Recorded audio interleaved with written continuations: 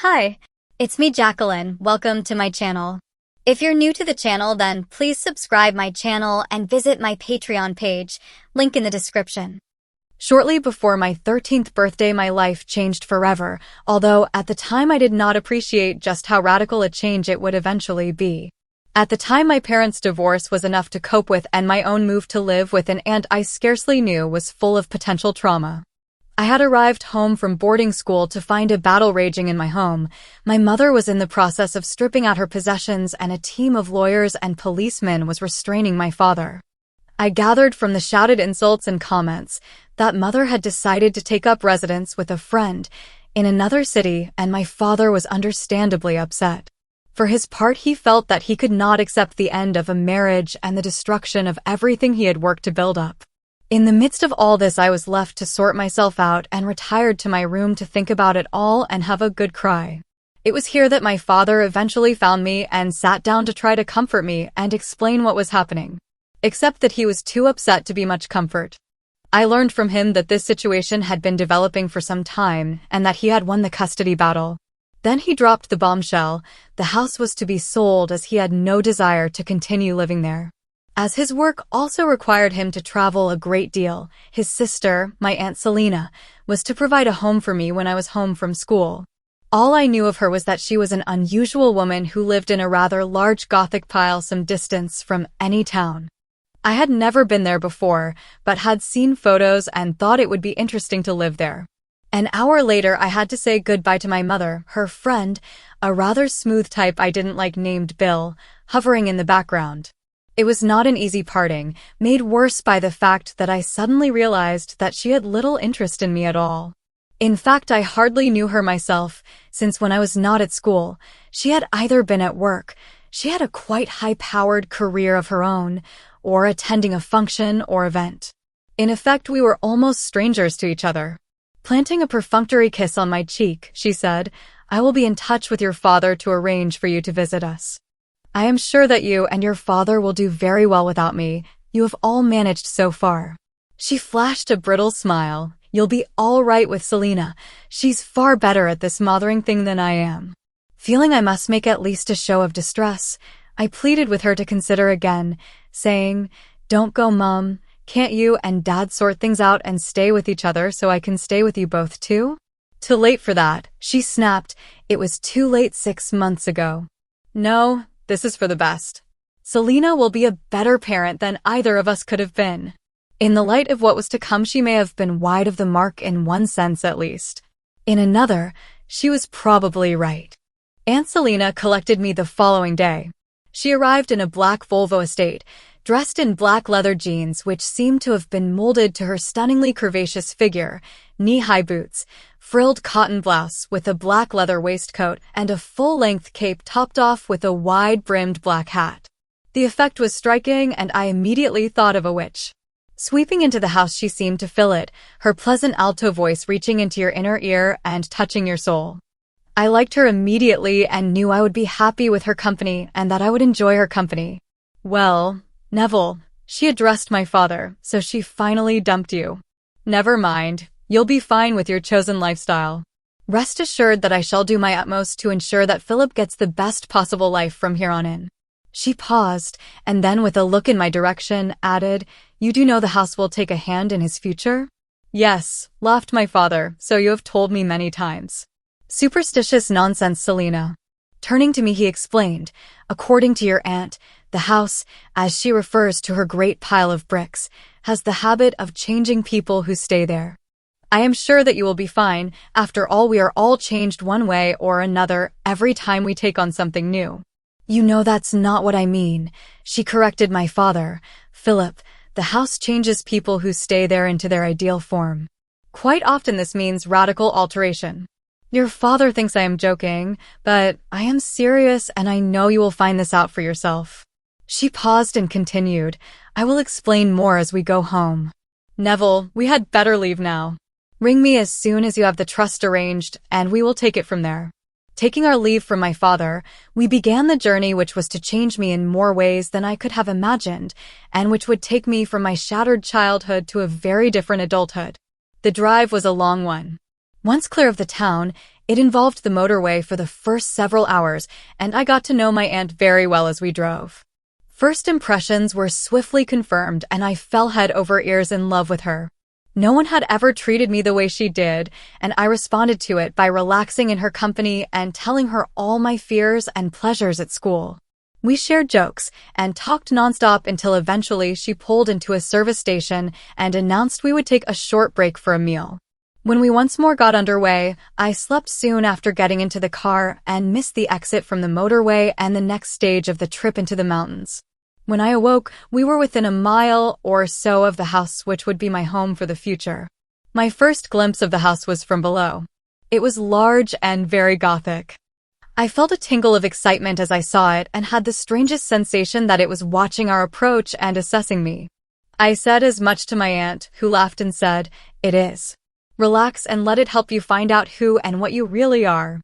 She would not elaborate on this rather cryptic statement, instead pointing out to me the amenities now at my disposal, which included a large garden, swimming pool, and much more. I knew that life here would not be dull. Sweeping me into the entrance hall, a grand space with cool tile floors and a great staircase leading upward, she gave me a huge smile of welcome and indicated the doors to left and right. "This is where we have the living rooms.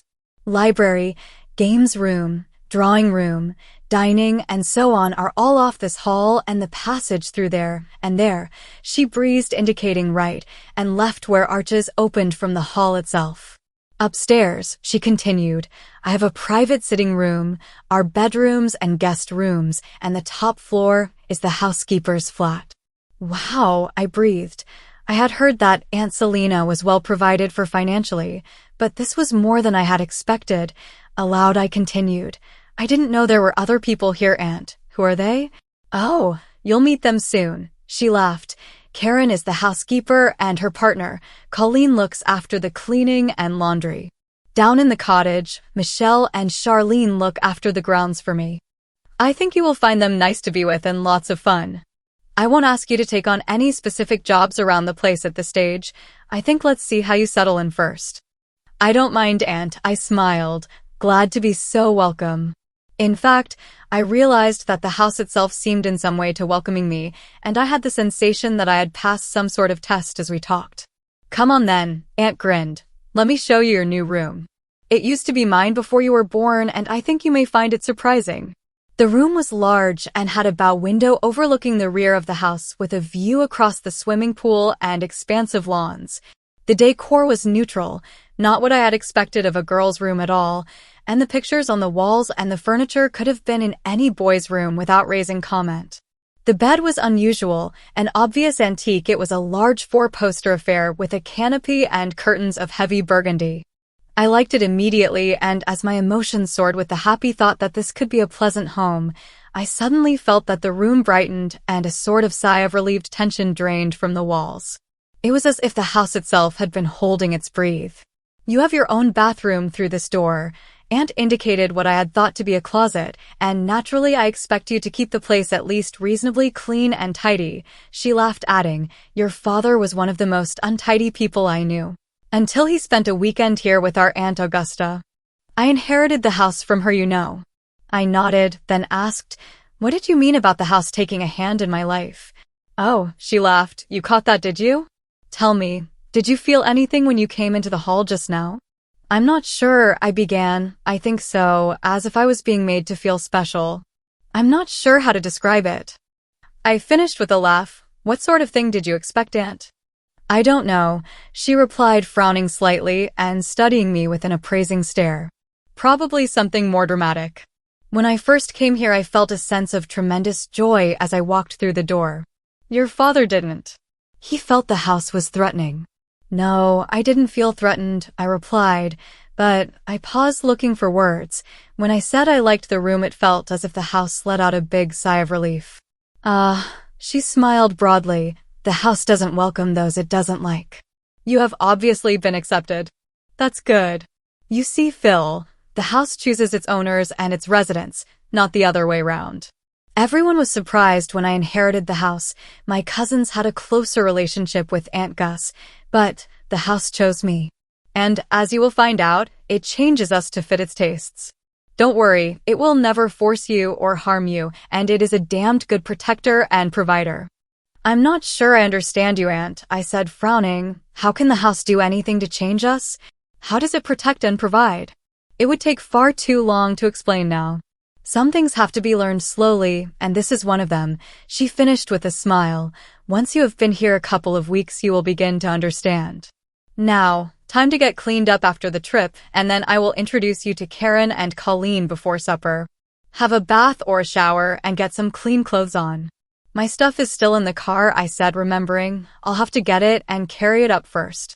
No, don't worry about it, smiled my aunt with a throaty chuckle. Michelle and Charlie will bring it up later. If you need anything, just help yourself from the drawers or the closet. I'm sure you'll find everything you need. Flashing me a wicked grin, she added, trust the house, it will show you what you need. Left alone, I explored the room a bit more, finding lots of interesting things tucked into drawers and shelves, including building sets, loads of toys and games, puzzles, and a large set of Meccano which looked well used. There was also a collection of girls' toys and books, and the closet and drawers turned out to be crammed with clothes, all of which seemed to be my size, although there was an equal mixture of girls' and boys' clothing. Again, I had the feeling that the house itself was holding its breath in anticipation of my reactions as I explored. Whenever I found something I liked, there was a lightening of the atmosphere. Things that didn't interest me evoked no response, and things that intrigued or brought a not sure reaction seemed to provoke a feeling of disappointment. My inspection finished, I turned to the bathroom and decided to have a bath rather than a shower. I ran the bath, stripped off and bathed, enjoying the relaxing warmth of the water and playing with an assortment of boats I found lined up on the bath edge. I was wrinkling with the soaking when my aunt tapped on the door to my room and called in without entering that I should hurry to dress and get down to supper. Having dried myself and combed out my bush of hair, I began to look for clean clothes and underwear. Remembering the location of some of the things I had seen, I made a selection from several drawers and the closet and began to pull these on. Even now, I cannot explain why I chose to put on several items which were from the girls' clothes, but I sensed that this was what the house wanted me to do in the warm feeling that filled the room when I put them on.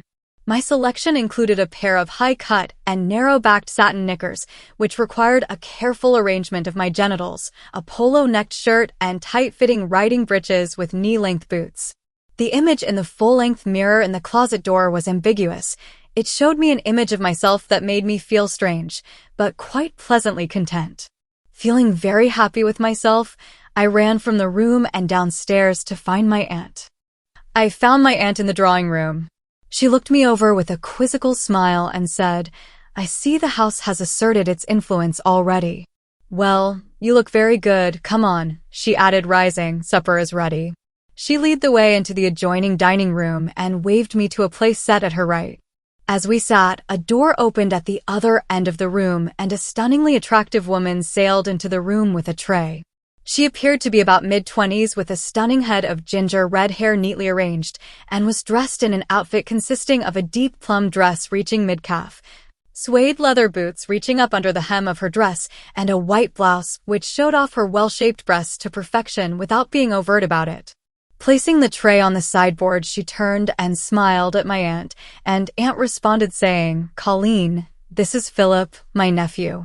Philip, this is Colleen. She will, I'm sure, help you settle in. She lives on the top floor with Karen.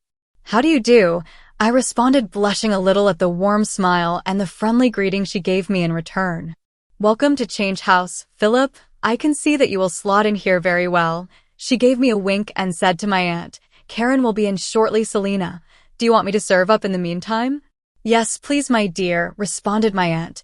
Philip is probably ravenous, but I'm sure he will wait a little longer. In the event, the food was hardly served when the door opened again to admit another young woman dramatically dressed in black tight-fitting ski pants, high-heeled boots, and a black roll neck shirt. A wide belt and large silver buckle accentuated her tiny waist, and her bust was large and well-formed with her nipples evident through the material. Where her companion was red-haired, this lady was raven black, but her smile was like a lighthouse. Introducing us across the table, my aunt suggested that we eat before Karen's effort spoiled, and amid general laughter we got stuck in. During the meal, I found myself being drawn to talk about my school, my likes and dislikes, and about my own hopes for the future. Aunt Selena joined in teasing me about things she had heard about from my father and things I had told her on the way here. The other two answered my questions about life at the house and how they fitted in quite willingly, and Karen jokingly suggested that Colleen would be a hard taskmistress if I proved to be too untidy. When we finally got up from the table, I was surprised to find that the meal had lasted over an hour. Colleen and Karen cleared the table and laughingly told me not to worry when I offered to help. Instead, my aunt suggested that she show me the main part of the house so I could find my way around in future and lead me off on a grand tour. Along the way, there were portraits of previous owners of the house, all related to Aunt Selena and myself. I learned that though this house appeared more recent, it actually went back to the mid-17th century. "This," said Aunt Selena, stopping in front of a portrait of a beautiful young woman in 1920s dress, "is your great-aunt Augusta. She took me in when I was about your age."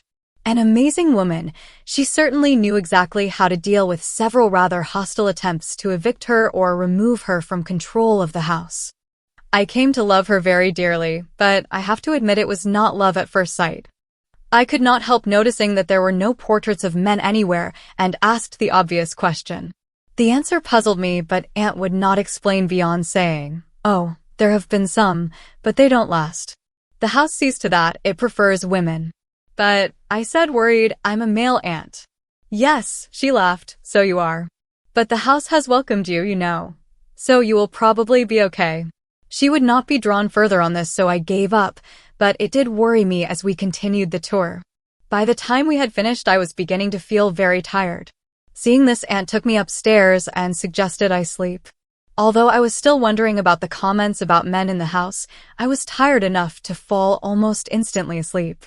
My sleep, though, was filled with dreams, strange dreams that seemed to have no connection with reality, dreams in which Aunt Selena was a man and called me Philippa. In another, Karen featured, and so did Colleen, one or both of them, sometimes men and sometimes women, and in all of the dreams, Great Aunt Augusta appeared smiling happily in the company of some of the other earlier incumbents of the house. I awoke in the morning refreshed, rested, and confused. During the night, my pajamas had been changed for a long cotton nightdress. Once I got over the surprise of this, I found myself strangely aroused by it and, never one to waste an opportunity, enjoyed masturbating as I lay there thinking about my dreams.